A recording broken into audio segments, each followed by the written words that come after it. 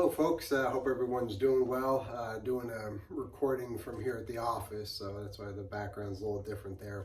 I wanted to talk today about the Spirit of the Lord regarding King Saul.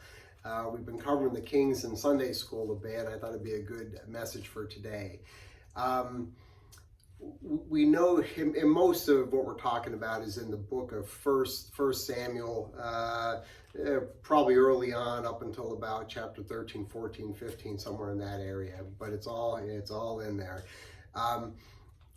King Saul, it's interesting. We know that the people wanted a king. God advised against it, but despite that, he was willing to give them a king. And in giving them Saul, he found someone who was humble. And Saul, even though he was a tall fella, early on, it wasn't something he was seeking out. The Lord anointed him. In fact, when the prophet Samuel was going to anoint him, Saul was hiding out with the equipment. So he was a guy who was very humble from the beginning. He was just out looking for his donkeys that were lost when Saul encountered him and anointed him as king. And he found Saul, and he also filled him with his spirit. The scriptures point out that the Lord's Spirit came upon King Saul, or before he was King Saul, and he actually prophesied.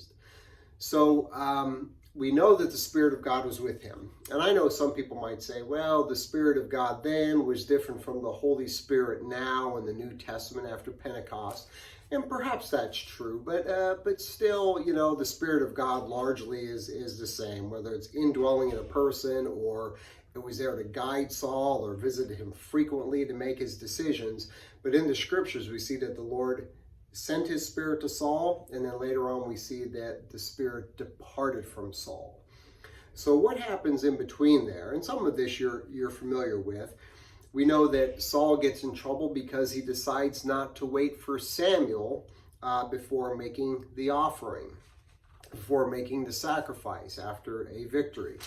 They win this great battle, and the people are getting upset. The soldiers are getting restless, and he figures, I'm just going to take care of this, and takes on the role of a priest, which he is not supposed to do. That was for Samuel to do.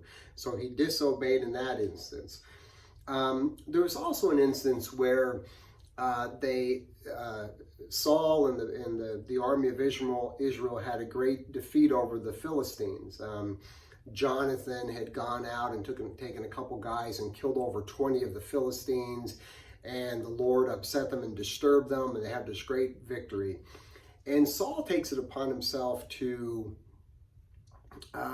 really restrain the troops and prohibits them from eating for really no good reason. It's almost like a fast that's not brought up by the Lord, and he just kind of really chastising and overwhelming the troops with this order.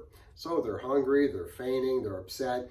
And then Jonathan, his son, who's not aware of the order, he goes and they find some wild honey and he eats it. So later, Saul is trying to ask from the Lord to find out if he should go and attack again the Philistines, and he doesn't get an answer as quick as he wants. So he decides that the reason the Lord has not answered yet was because there's sin in the camp. Some of the troops tell him that Jonathan had eaten the honey, and he decides, well, that's why. And Saul is ready to have his own son killed for eating honey. Fortunately, the rest of the troops and the leaders of the troops did not do that, and they did not follow his orders, and Jonathan was okay.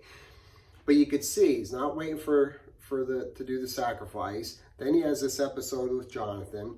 We know the situation where they go up against the Amalekites, and the instruction is, God says, take them out, all of them, animals, everybody. And Saul goes in and he spares some of the best sheep and cattle, and he does not kill their king Agag. Again, disobeying what the Lord had told him to do. Now, these aren't small sins. It's not like he was, smoking Marlboro and using bad words or hanging out with the wrong people. These are pretty serious. These are like blatant disobedience to what the Lord had told him. By the way, as a side note, in 1 Samuel 13, verse 19, it talks about when Israel is ready to go up against the Philistines and they have no weapons. because the Philistines, who had control of them at the time, refused there to be any blacksmiths in the area. Now, the blacksmiths would have been helpful in them farming, making farm equipment and things, but the Philistines did not want them to have the ability to make any weapons. So they weren't allowed to do that. And very interesting, you see throughout history, when one nation or government wants to oppress people, they keep them from having weapons. Sound familiar? That's why that Second Amendment of ours is so important. Anyway, back to Saul. So Saul he's being disobedient in these ways. And it also says that after that incident where he spares the sheep and the cattle and King Agag, when Samuel goes to find him to rebuke him, he can't find him. And he's told that Saul has gone, I think, to Gilgal to make a monument unto himself. So here this guy, you could see not only the disobedience, but the pride. This guy's head is getting big, this arrogance. And it is around that time in 1 Samuel chapter 16, verse 14, where it says, the Spirit of the Lord departed from Saul, and the Lord sends a troubling or an evil spirit to him. Now, I know there's not evil spirits hanging around in heaven at the Lord's disposal, but the Lord is Lord over all of the spirits, even the evil spirits, the one from Satan's kingdom. If he wants those spirits and says, hey, you go and torment this guy, they're going to do it. Why? Because he's God. If he says, hey, go into this herd of pigs, they're going, because he is God and he is Lord over them.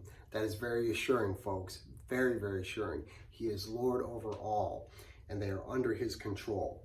So here the Spirit of the Lord is with Saul, and still he does these things. And that ought to tell us something. You and I are very capable of being disobedient and doing things wrong, even though the presence of God, the Spirit of God is in our lives. We're not going to be perfect. Unfortunately, that's the way it is. But it should also teach us that the Spirit of the Lord can and will leave. It's perfectly capable. So just like a lot of us feel like, oh, once saved, always saved. Some people feel like, oh, the Spirit is with me. I spoke in tongues. I'm filled with the Holy Spirit. I'm just like that forever. No, that Spirit can depart from us. I remember I had a friend of mine that lived with me for a while. I was talking about his spirit. Oh, the Spirit this, Spirit told him that, Spirit led him there. And the guy's like, he's cooking meth and bringing all these girls into my house. And then he ended up stealing my money and my bicycle. Now, you can talk about the Spirit all you want. That's just not right. And at some point, when we're that disobedient, that Spirit can leave us. So we've got to be careful. We cannot take that for granted. We have to ask the Lord to forgive us. We've got to walk obediently. So that's that filling of the Spirit, that direction from him is always with us, because we cannot take it for granted. Look what happens with Saul after the Spirit has departed. You thought he got into trouble before. I mean, we look at his life, the envy that built up against him towards David, the hatred that he would attempt and try to murder him several times. We look how he was tormented by this spirit. He ends up consulting with a witch to contact the prophet Samuel, who had died. And probably one of the worst, when he saw that the priests of Nob helped David and his men out, he went and he had his thug Doeg go and kill, and it was 85 of these priests, perfectly innocent, had them killed. I mean, the wickedness when the Spirit of God departed from him, it's frightening. It is completely frightening.